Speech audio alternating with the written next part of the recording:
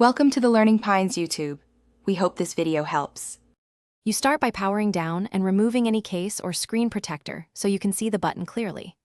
Once done, inspect for dirt, lint, or moisture, and gently clean the surrounding area with a dry, soft brush. This fixes many stuck buttons. You should also reboot and try safe mode to rule out apps, then open accessibility and button settings to confirm software mapping. These quick checks separate hardware problems from software ones and guide your next steps. Now you perform targeted fixes. Use short bursts of compressed air and a 70% isopropyl swab on the edges to remove grime. Press and wiggle gently while testing.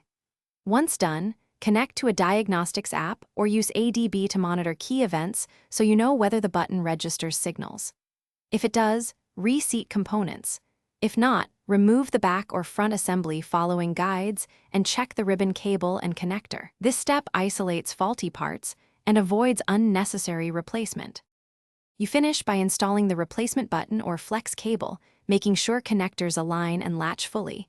Use proper torque on screws and avoid over-tightening. Once reassembled, power on and test the home button in normal mode, safe mode, and via diagnostic input to confirm reliability. If it works, perform final cleaning and restore any removed covers. If it still fails, try a factory reset as a last software option, and if that does not solve it, seek a professional repair.